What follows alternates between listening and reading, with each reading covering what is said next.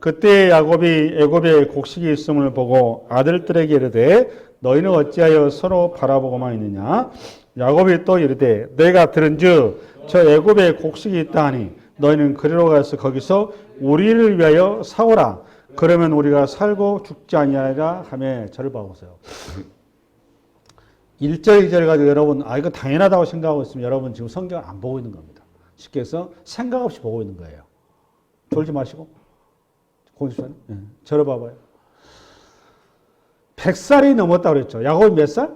100 몇 살? 130. 이거 상노인이죠. 상노인이 이걸 걱정을 해야 됩니까? 아니면 그 아들 11아들이 걱정을 해야 될 내용입니까? 이게 좀 기근에 대해서. 네, 잘 드세요. 힘이 팔팔한 자식들이 걱정을 해야죠. 또 실질적으로 일을 그 사람들, 여러분 야곱은 일을 할 수 있어요, 없어요? 야곱은 왜 일을 못하는 거죠? 나이 때문에 못하는 게 아니죠. 야곱은 야복강에서 이미 뭐가 돼버렸어요? 야복강에서 뭐가 됐어요, 야곱이? 장애인이 돼버렸죠. 그때부터 야곱은 사실상 물리적으로는 일을 못해요. 장자의 그 후계에 의해서 누구를 세웠다고 했어요, 야곱이? 그때 당시에. 제가 요셉을 세웠다고 했잖아. 이해됐어요? 그래서 요셉을 하여금 형들을 감독자로 세워놓은 거잖아, 지금. 그래가지고 그것이 지금 가정사에 사고를 친 거 아니에요. 정의됐어요? 정의됐죠? 그러면 오늘 여기에서 실질적으로 가정을 지금 누가 끌고 가고 있는 거예요? 자식들이 끌고 가고 있는 거죠. 자식들이 목축을 하고 일이 벌고 수고해서 그 수고의 열매를 가지고 가족이 먹고 있는 거죠. 11아들. 맞죠? 그러면 오늘 기근에 피부로 느낀 사람이 아버지가 피부로 느꼈어요? 자식이 느꼈어요? 자식이 느끼는 게 맞는 거죠.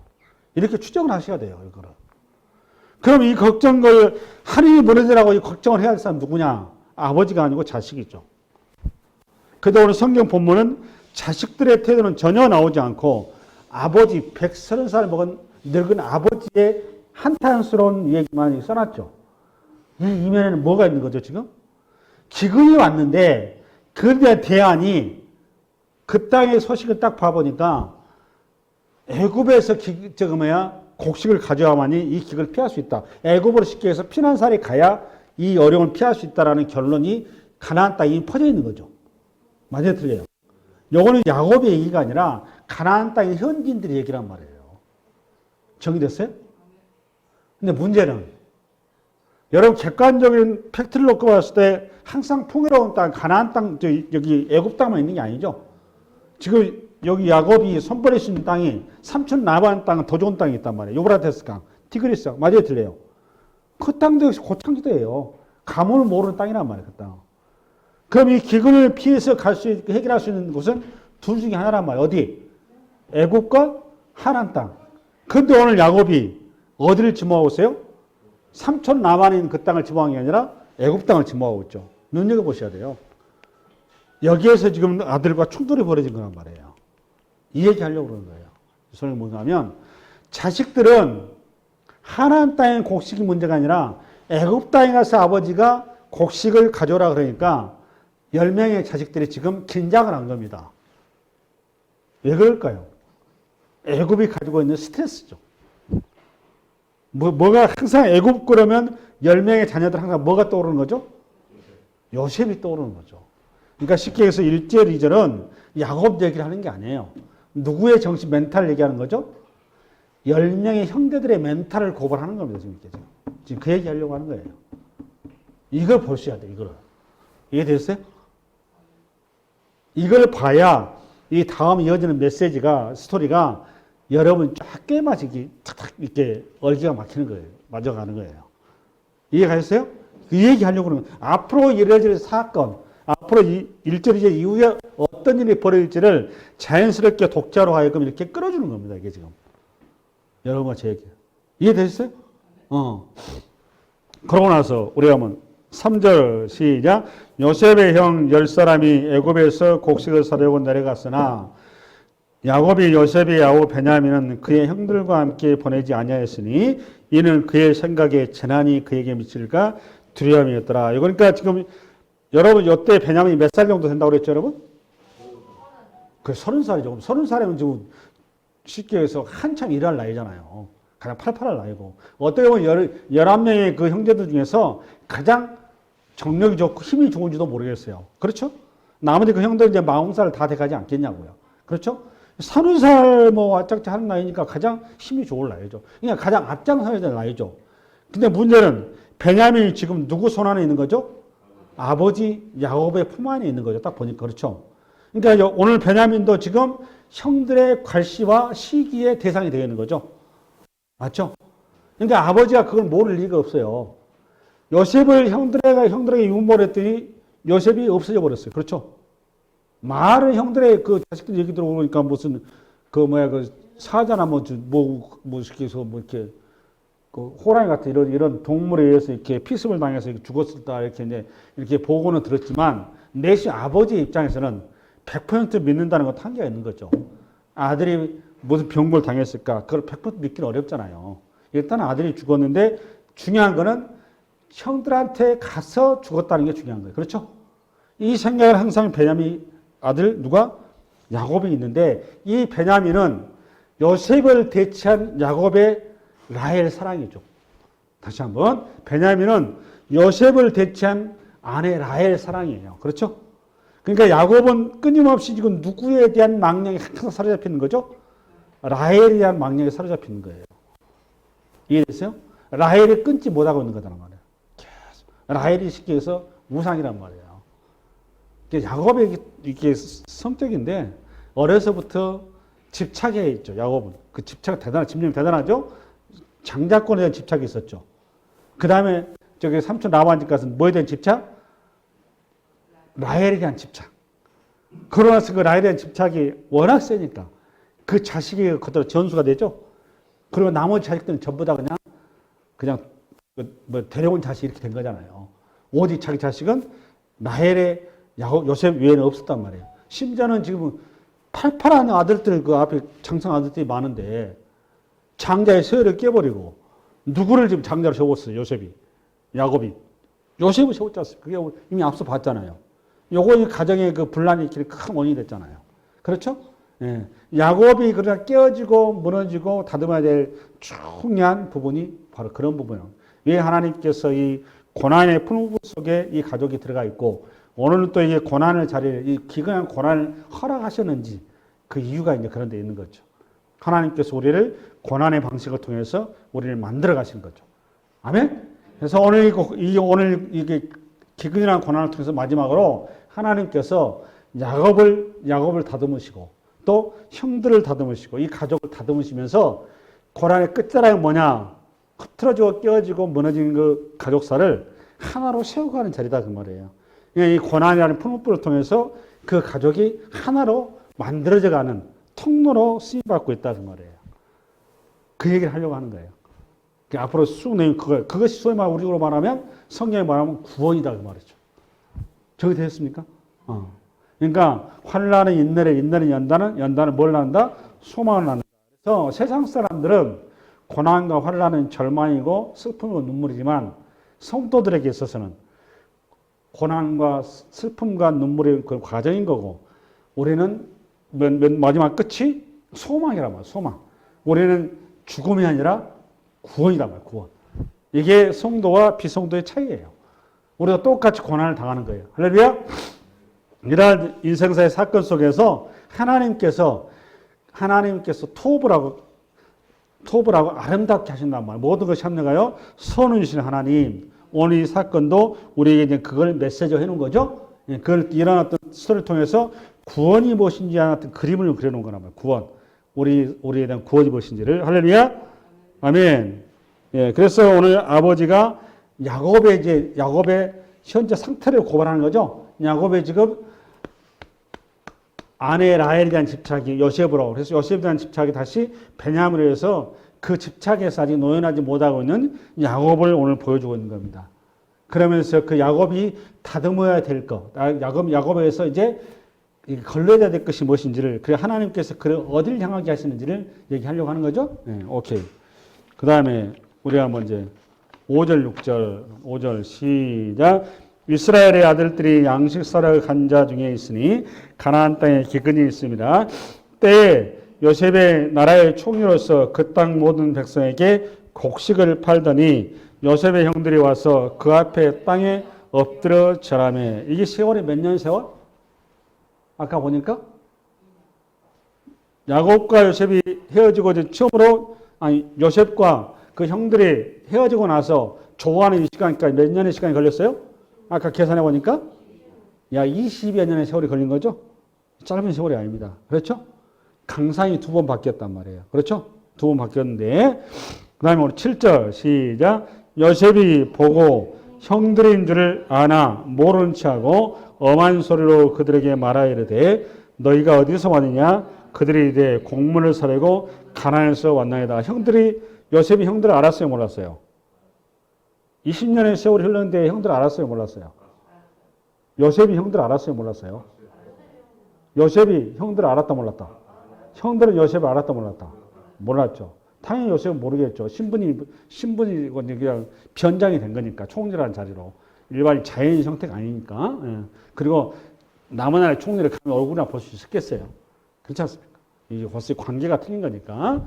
이게 절함에 이제 요걸 가지고 이제 요셉이 드디어 출세했다 이렇게 나오면 곤란한 거고. 여기 7절에서 얘기하는 건 뭔가 하면 요셉이 형들인 줄 아나 이 말은 뭘 얘기하려고 하는가 하면 형들을 기다렸다 그 말이에요. 다시 한번 요셉이 형들을 줄을 아나 이 말이 알았다 그 말 아니에요. 10명 형들을 다 알았다 그 말이에요. 형들이 사실 뭐 나이가 이제 20년 지났지만은 그 키가 뭐 모르겠습니다. 키가 뭐 성장한 사람이 거의 없었겠죠. 이제 다 성장한 나이니까.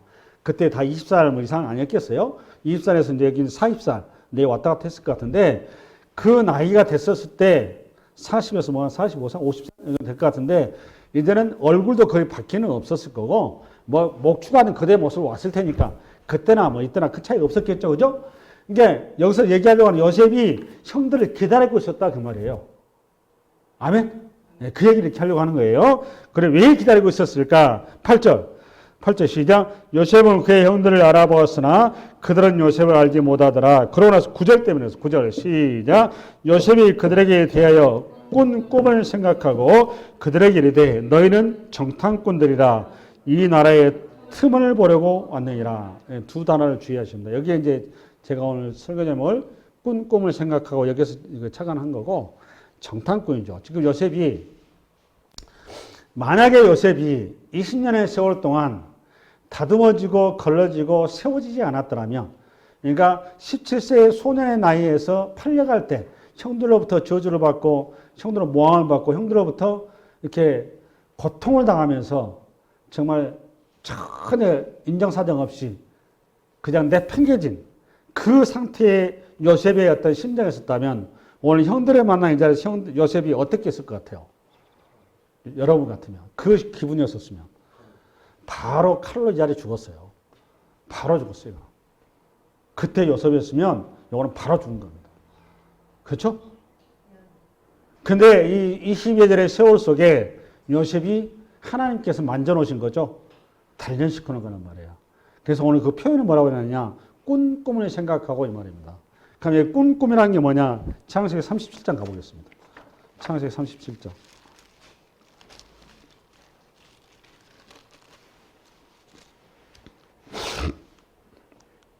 5절부터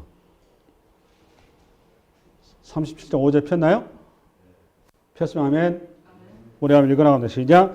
요셉이 꿈을 꾸고 자기 형들에게 말하며 그들이 그를 더욱 미워하였더라. 요셉이 그들에게 이르되 청컨대 내가 꾼 꿈을 들으시오. 우리가 밭에서 곡식단을 묶더니 내 단은 일어서고 당신들의 단은 내 단을 둘러서 절하더이다. 그러니까 요셉이 왕이 됐다 그 말 아니에요. 요셉이 왕이고 너희들은 졸개다 이 말 아니에요. 그 다음에 8절 시작. 그의 형들이 그에게 이르되 너가 참으로 우리의 왕이 되겠느냐? 참으로 우리를 다스리게 되겠느냐? 하고 그의 꿈과 그의 말로 말미암아 그를 더욱 미워하더니 이 말은 지금 야곱 집안의 장자가 르벤인데 지금 실질적으로 야곱이 자기가 장인이 되고 나서 속내에 있는 실질적인 행위를 이 형제들 간의 장자를 서열로 매이고 막내 요셉을 장자로 세워버렸죠. 그리고 장자 역할을 하고 있죠. 현실이 그러고 있는 상태잖아요. 그래서 이 자리에서 지금 요셉이 아버지를 대신해서 지금 그 모든 집안의 일을 행사하고 있었단 말이에요. 맞아요, 틀려요? 그것도 좀 못마땅한데 꿈까지 꿔가지고 자기 행위를 정당화시키는 현장이란 말이에요. 내가 이런 사람이고 이거 아니에요, 지금 쉽게 요셉이. 그냥 형들이 열 받을 대로 받은 거란 말이에요. 그 꿈을 얘기한 거예요. 그렇죠? 그러고 그 꿈을 생각했다 그 말이에요, 요셉이. 그 다음에 9절 시작. 요셉이 다시 꿈을 꾸고 그의 형들에게 말하여 이르되 내가 또 꿈을 꾼즉 해와 달과 열한 별이 내게 절하되기도 하니라. 꿈을 한 번 꾼 거야, 두 번 꾼 거잖아요. 그렇죠? 그러니까 이것 때문에 얼마나 힘들었겠어요, 형들이. 그 꿈을 생각했다 그 말이에요. 꾼 꿈을 생각하고 42장 9절 맞죠? 그런데 그때 당시에는 37장의 꿈을 20여 년 전 때 꾸었을 때 그걸 해석을 요셉은 어떻게 해석을 했느냐. 자기가 이 집안의 장래가 된 걸로 이해를 했고 자기가 장차 큰 사람이 될 것이라는 그렇게 형태적으로 이해를 했는데 오늘 42장 9절에는 그걸 형태적으로 꿈꿈을 생각했다 그 말이 아니에요. 여기에 꿈꿈을 생각했다, 꿈꿈을 생각하고 이 말은 이런 얘기예요. 20여 년의 세월 동안 하나님이 누구신지를 배운 거란 말이에요. 누가? 요셉이. 하나님이 어떤 하나님이라는 걸 배운 거죠? 하나님은 생명을 사랑하시는 하나님이라는 거예요. 배운 거예요. 요거 배운 거고. 이해됐어요? 이 생명을 사랑하시는 하나님에서 자기가 20년의 꿈이 자기 출세시키는 꿈이 아니라 이 꿈이야말로 우리 가족을 사랑하셔서 이 가족을 세우는 꿈이었구나라는 것을 이해해서 눈을 떴다 그 말이에요. 이해됐어요? 그러니까 하나님의 마음을 헤아렸다 그 말이에요. 이해됐습니까? 이제서야 하나님의 종으로 제사장으로 하나님의 장자로서의 그 자리에 서 있었다 그 말이에요. 그걸 이렇게 쓸 거예요. 꿈을 생각하고. 이해됐습니까? 그래서 칼 대신에 하나님의 마음을 따라서 그러면 하나님께서 이 가족을 이제는 깨지고 무너지고 아버지의 편애와 온 가족이 깨지고 무너지고 내 어머니 틀 속에서 얼마나 상처가 많겠습니까? 그렇죠? 그 틈바구니에서 깨지고 무너진 이 가족을 하나로 묶으시는 하나 되게 하시는 하나님의 섭리 앞에 요셉이 드디어 길에 섰다 그 말이에요. 얘기하려고 하는 거예요. 이해되셨나요? 네. 그 길로 지금 요셉이 부름받아서 거기에 순종해서 가는 길인데 그 방식이 뭐였느냐? 너희는 정탐꾼이야 그 말이에요. 이 방식이 뭐죠 보니까 자기가 정탐꾼이었죠. 요셉이. 맞아요, 틀려요. 요셉이 정탐꾼이었잖아. 언제? 20여 년 전에 형들을 정탐했었잖아요. 정탐해서 아버지 야곱에게 고발했잖아요. 그 컨셉을 그대로 도입을 해서 형들을 지금 하나로 묶어가는 이 소위 말하는 네 개의 다리로 형들을 뭘로 몰고 있어요? 정탐꾼으로. 이 방식을 통해서 하나님께서 형들 내면에 그리고 가족사들의 자연스럽게 지금 어떻게 가는 거죠? 정리해가는 방식이란 말이에요. 정리됐어요? 제가 사실 이걸 어떻게 풀어서 해석을 해줄까 제가 되게 고민을 많이 했습니다. 이것 때문에 사실은. 내 말 이해 가시나요? 정탐꾼을. 그래서 형들을 모함을 시키죠. 이 모함 속에서 지금 가족 관계가 어떻게 형성되어 있고 생각해 보세요. 20년의 세월 동안 자기가 떠난 빈자리에 베냐민이 있었을 때 그 베냐민은 어떻게 됐을 것이며 이 형들과 베냐민 사이 관계는 어떻게 얽혀져 있을까? 이해됐어요? 틀림없이 자기처럼 베냐민을 아버지가 편애하고 계실 텐데 그 베냐민과 형들과 관계 안 좋을 텐데 이 가족사가 어떻게 엉켜져 있었을까? 근데 오늘 보니까 스토리 쭉 봐보면 오히려 형들이 그 요셉을 팔고 나서 큰 이 소위 말하면 그 공황장애를 일으키고 있어요. 왜 그랬을까요? 요셉이 없어졌으면 이 가족이 편할 줄 알았는데 요셉이 정말 뭐 같은 요셉이 딱 빠지고 나니까 더 큰 그 고통이 다가왔죠. 밥상머리만 앉으면 아버지가 요셉 타령하는 거예요. 그러면서 요셉에 대한 편애가 어디로 가는 거죠? 베냐민한테 쏙 넘어간 거죠. 이제는 그 고통이 더 힘드니까 이 고통의 자리에서 피하려고 그 형제들이 몸부림하다가 그중에 대표 인물이 누구였었죠? 유다란 말이에요. 유다가 더 이상 집에 못 있겠으니까 뛰쳐나가 버리죠. 그걸로 인해서 얼마나 집에서 말이 그렇지 동생을 팔아먹었었을 때 동생을 사지로 보낸 건데 사람이 양심이라는 게 있습니다. 양심이 있어서 혈육이 어찌됐건 간에 배달은 자식이긴 하지만 보낸 이후에 마음 편했겠습니까? 아버지의 그 심정도 서서히 배워가고 유다가 결혼하고 나서 아버지 심정을 헤아리기 시작을 합니다. 그 스토리가 이제 다 다음 주에 내가 얘기를 할 거예요. 어떤 그 내용이 무엇인지를. 이해됐죠? 네. 그래서 자연스럽게 그 가정사를 하나님께 다듬어 가시는 방식이란 말이에요. 그거를 방식으로 요셉으로 하여금 그 형제들에게 정탐꾼으로 내모는 거예요. 할렐루야? 예. 이어서 이제 우리 갑니다. 꿈꿈을 생각하고 그 다음에 10절 11절 시작. 그들이 그에게 이르되 내 주여 아니니이다. 당신의 종들은 곡물을 사러 왔나이다. 우리는 다 한 사람의 아들들로서 확실한 자들이니 당신의 종들을 정탐꾼이 아니다. 한 사람의 아들이라고 그러잖아요. 그렇죠? 10명의 자녀들인데 배다른 자식이니까 얼굴 생김새가 다 틀렸겠죠.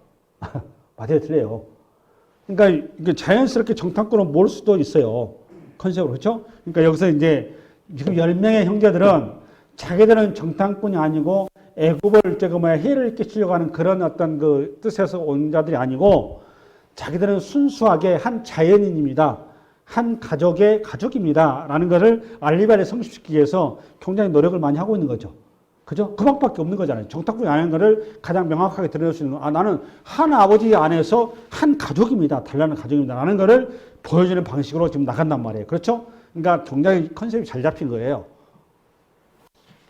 나만 이렇게 좀 생각하고 있나? 여러분 생각 안 됐어요? 그렇게? 우리 한번 12절 시작. 요셉이 그들에게 이르되 아니라 너희가 이 나라의 틈을 엿보러 왔느냐. 너희는 반란군이다 그 말이에요. 13절 시작. 그들이 이르되 당신의 종 우리들은 12형제로서 가나안 땅 한 사람의 아들들이다. 그러니까 계속 얘기하죠. 뭘 얘기하는 거죠? 우리는 한 가족이다. 한 가족이다. 자꾸 이 얘기 강조하는 거나 봐요. 우리는 한 가족이다. 하나다. 아멘. 우리는 한 가족이다. 우리는 반란군이 아니다. 우리는 그런 영모를 끄먹기 위해서 간첩이 아니다. 그 얘기, 그 방식이 뭐다? 우리는 한 가정에, 단란하게 살아가는 한 가정에, 이렇게 화목한 가정의 식구다. 피를 같이 한 식구다. 이 얘기 한 겁니다. 그 얘기 이렇게 한 거죠. 13절 다시. 그들이 이르되 당신의 종 우리들은 12형제로서 가나안 땅 한 사람의 아들들이라 막내 아들은 오늘 아버지와 함께 있고 또 하나는 없어졌나. 이게 기가 막히죠. 막내 아들은 누구죠? 베냐민 누구하고? 아버지 함께 있고 또 하나는 없어졌나이다. 없어졌나이다. 이 말을 듣는 순간 요셉이 마음이 무너졌겠죠. 얼마나 가슴 아팠겠습니까? 그렇죠? 한 아이는 없어졌나이다. 한 아이는 아버지의 품에 있나이다. 그렇죠? 한 아들은 아버지의 품에 있고 한 아이는 없어졌나이다. 이게 자기들의 이제 신분을 정확히 알리바이를 증명하는 방식으로 팩트를 있는 그대로 얘기를 한 거란 말이에요. 그래서 요셉도 자연스럽게 가정사를 알 수 있고 자연스럽게 이 방식을 통해서 온 가족을 하나로 씌워가는 길을 지금 가고 있는 겁니다. 할렐루야. 14절 시작. 요셉이 그들에게 이르되 내가 너에게 이르기를 너희는 정탐꾼이들이라 한 말이 이것이니라. 너희는 이같이 하여 너희 진실함을 증명할 것이라. 바로의 생명으로 맹세하는, 바로 이름으로 얘기한다 그 말이죠. 너희 막내 아우가 여기 오지 아니하면 너희가 여기서 나가지 못하리. 그건 베냐민을 다루라 그 말이잖아요 지금. 베냐민, 그래 너희들 그럼 너희도 이렇게 실패했으니까 네 말에 입증하려면 그 베냐민을 여기로 데려와서 그 아이를 직접 증명해라 이 얘기예요. 증명하는 방식이. 그러나 16절 시작. 너희 중 하나를 보내어 너희 아우를 데려오게 하고 너희는 같이 있으라. 너희가 너희의 말을 시험하여 너희 중에 진실이 있는지 보리라. 바로의 생명으로 맹세하노니 그리하지 아니하면 너희는 과연 정탐꾼이라. 근데 요셉이 이 제안을 할 때 베냐민을 데리고 올 수 있다는 가정을 했을까요? 못했을까요? 데리고 올 수 없다고 생각한 거예요. 왜냐하면 아버지를 잘 알거든요. 그렇잖아요. 이 방식을 통해서 지금 가족을 흔드는 거란 말이에요. 그렇다면 이거 뭐 한 명 데리고 온 일도 아니죠 사실은. 이거 뭐 제한거리도 아니란 말이에요. 그렇잖아요. 내 말에 동의 안 되세요? 집착 없는 아버지가 베냐민을 쉽게 손에 내놓겠어요. 지금 여기 안 보내는 판인데. 그 다음에 17절 시작. 그들을 다 함께 3일 동안 옥에 가둔 거죠. 3일 동안 3일이 가는 의미는 생각하는 시간, 회개의 시간. 성경에서. 예. 그러나 18절 시작. 사흘 만에 요셉이 그들에게 이르되 나는 하나님을 경외하노니 너희는 이같이 하여 생명을 보존하라. 여기 나는 하나님을 경외한다 이 말은 다시 한번 10명 형제들을 하나님 앞에 세우는 겁니다. 지금. 그렇죠? 너희는 하나님 믿고 있지. 그래 나도 하나님 믿어. 그러니까 하나님 앞에 지금 뭐하고 지금 쉽게 해서 하나님 이름을 건 거예요. 지금. 그렇죠? 네. 그러고 나서 19절 너희가 확실한 자들이면 너희 형제 중에 한 사람만 그 옥에 갇히게 하고 너희는 곡식을 가지고 가서 너희 집안에 굶주림을 구하고 너희 막내 아우를 내게로 데리고 오라. 그러면 너희 말이 진실함이 되고 너희가 죽지 아니하리라 하니 그들아 이 말은 다시 제안을 바꾼 거죠. 3일 후에 어떻게 바뀐 거죠? 10명, 그러니까 9명을 벌모로 잡고 1명을 보내기로 했다가 이제는 1명만 벌모로 잡고 9명 가라 그 말이죠. 그 말이죠. 맞죠? 말은 요거는 어느 걸 컨셉과 비슷하게 하면 요셉이 형들한테 구멍에 들어가 죽을 이게 있었죠. 죽을 파였는데 안 죽이고 다시 미디안 상인들한테 팔죠. 그렇죠? 그래서 얇게 그러니까 살려주는 거잖아요. 그 컨셉과 똑같은 개념이잖아요. 이게. 그렇잖아요. 9명 이제 살려준 거니까 1명만 남기라는 거니까. 됐죠? 그러고 나서 21절 갑니다. 21절 시작. 그들이 서로 말하되 우리가 아우의 일로 말미암아 범죄하였도다. 그가 우리에게 애걸 할 때 그 마음의 괴로움을 보고도 듣지 아니하였으므로 이 괴로움이 우리에게 임하도다. 루벤이 그들에게 대답하여 이르되 내가 너희에게 그 아이에 대하여 죄를 짓지 말라고 하지 아니하였더냐. 그러나 너희가 듣지 아니하였느니라. 그러므로 그의 핏값을 치르게 되었도다 하니라. 인과응보를 얘기한 거죠. 핏값. 이거 중요합니다. 이거는. 굉장히 중요해요. 오늘 이 단어는 굉장히 중요합니다. 성경에서 하고 싶은 얘기가 요 얘기예요. 핏값. 요겁니다. 지금 오늘 요셉의 스토리를 통해서 뭘 얘기하려고 하면 구속사를 얘기하려고 하는 거거든요. 구속사. 구속사라 그 말은 구원사죠. 앞으로 봐요. 졸지 말고. 이 구원사에서 구원은 그냥 대가 없이 되는 게 아니라 반드시 희생이 따른다 그 말이에요. 요 얘기 하려고 하는 거예요. 됐어요? 지금 그 얘기 하려고 지금 넌지시 여기다 이 말을 넣어놓은 거예요. 앞으로 지금 구속사를 설명함에 있어서 우리의 구원이 뭔지 스토리를 설명해 가는 방식이란 말이에요. 그러니까 형제들끼리 모여가지고 자기들끼리 이제 수석수석 하는데 20년 동안 어리였던 그 과거의 그들의 그 마음의 속내를 털어놓은 거죠. 그러니까 오늘 요 얘기 한다 그 말은 그 형제들이 항상 20년 동안 요셉을 팔고 나서 한 번도 마음에 요셉을 지운 일이 있다 없다? 없다 그 말이에요. 항상 마음 한구석에 죄책감이 시달렸다 그 말이에요. 그 대가가 이제서 여기 지금 결국은 이렇게 당한다 그 말이에요. 이 장관한 말이에요. 그만큼 형제들이 항상 요셉을 심중에 두고 있었다 그 말이에요. 이 마음 때문에 베냐민이 아버지 편애를 자연스럽게 용인할 수밖에 없었던 거예요. 형제들이. 그렇죠? 뒤에 가면 그것 때문에 결단이 나오는 겁니다. 20년의 세월 속에. 아멘? 예. 그러고 나서 우리 한번 25절 시작. 명하여 공모를 그 그릇에 채우게 하고 각 사람의 돈은 그의 자리에 도로 넣게 하고 또 길 양식을 그들에게 주게 하여 하니 그대로 행하니라. 그 26절 그들이 곡식을 나귀에 싣고 그곳을 떠났더니 한 사람이 여관에서 나귀에게 먹이를 주려고 자루를 풀고 본즉 그 돈이 자루 아기에 있는지라. 그가 그 형제에게 말하되 내 돈을 도로 넣었도다. 보라 자루 속에 있도다. 이에 그들이 혼이 나서 떨며 서로 돌아보며 말하되 하나님이 어찌하여 이런 일을 우리에게 하셨는가 하고 하나님이라는 이름이 또 나오죠.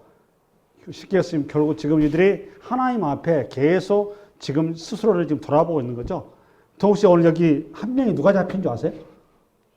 오늘 여기에 시몬이 잡혀. 시몬이 어디 잡히느냐? 24절 봐보세요. 24절 봐보세요. 24 시작. 요셉이 그들을 떠나가서 울고 다시 돌아와서 그들과 말하다가 그들 중에서 시몬을 끌어내어 그들의 눈앞에서 결박하고. 누가 지금 결박돼요? 시몬 해보세요. 여러분 오전팀 말고. 지금 여기에 곡식을 구하러 온 형제들은 9명이죠. 9명이죠. 10명인가요? 10명이죠. 10명 중에서 장자가 누구예요? 루벤. 루벤 다음에 차자는 시므온. 그렇죠? 세 번째는 레위. 네 번째는 유다. 이 정도는 알고 가셔야 돼. 예. 시간이 다 가버렸네.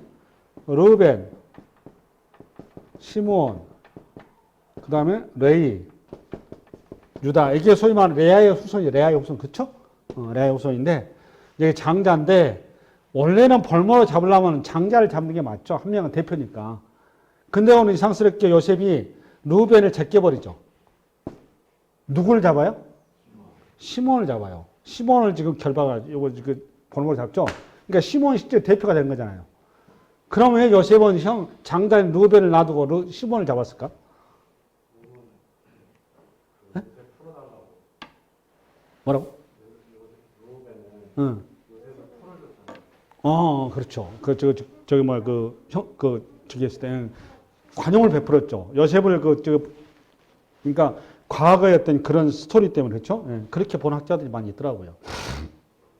또 하나가 있는데 그것보다는 그것도 좋은 아이디어고 또 하나는 뭔가 하면 루벤은 잡아봐야 별로 영향가가 없어. 요셉 입장에서는. 왜 그런 건가 하면 이 장자가 아니거든. 비라를 갖다 범해버렸죠. 이미 이걸 스토리가 다 안단 말이에요. 그렇죠? 이미 아버지 야곱으로부터 야곱과 루벤은 관계는 신에 깨져버린 거란 말이에요. 말빨이 안 먹기 너무 잘 알아. 이거 잡아봐야 별로 혓다리. 그럼 누굴 잡아야 되냐? 시몬. 왜 시몬을 잡았을까? 시몬의 캐릭터를 좀 생각해 필요가 있어요. 시몬은 여러분 다혈질이죠. 다혈질이 아니에요. 디나 사건 때는 다혈질이었잖아요. 아마 틀림없이 시몬이 그 요셉이 애굽에 팔라고 죽이려고 할 때 앞장섰을 거예요. 보나마. 시몬과 레이가 디나 사건 때도 설치고 다녔잖아요. 근데 오늘 지금 자기들이 가장 위의 존재 요셉을 누가 정의로운 사람이에요? 쉽게 해서. 시몬은 정의로운 사람 아니에요. 레이가.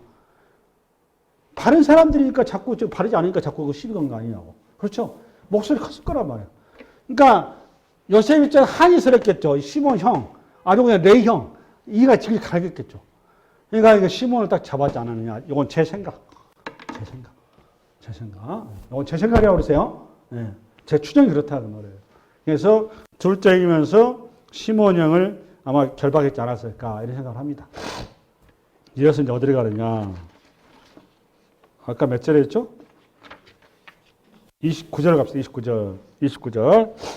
빨리 맞추겠습니다. 2, 3분. 그들이 가나안 땅에 돌아와 그들의 아버지 야곱에게 이르러 그들이 당한 일을 자세히 알리어 아뢰되 그 땅의 주인인 그 사람이 엄하게 우리에게 말씀하고 우리를 그 땅에 대한 정탐꾼을 여기기로 우리가 그에게 이르되 우리는 확실한 자들이요 정탐꾼이 아니니이다.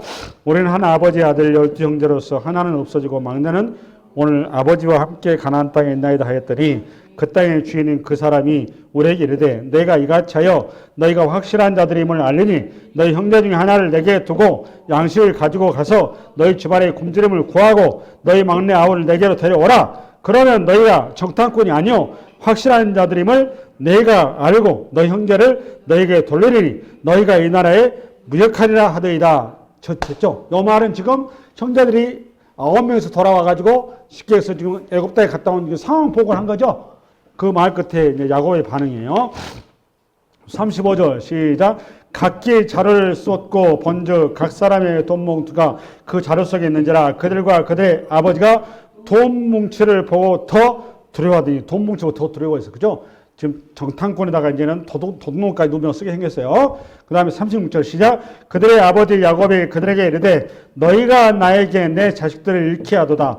요셉도 없어졌고 시몬도 없어졌거늘 베냐민을 또 빼앗아 가고자 하니 이는 다 나를 해롭게 함이로다. 아버지가 베냐민을 내놓겠다 못 내놓겠다? 못 내놓겠다. 차라리 나를 죽이라 이렇게 나온 거죠. 지금 거기에 나온 거죠. 여기 끝에 대안으로 이제 루벤이 나서는데 37절 시작. 루벤이 그의 아버지에게 말하 이르되 내가 그를 아버지께로 데리고 오지 아니하거든 내 두 아들을 죽이소서 그를 내 손에 맡기소서 내가 그를 아버지께 데리고 돌아오리이다. 아들의 희생 제물을 내놓는 거죠. 장자가. 그렇죠? 희생이라는 의미를 여기서 넣으려고 하는 거거든. 성경 기자가.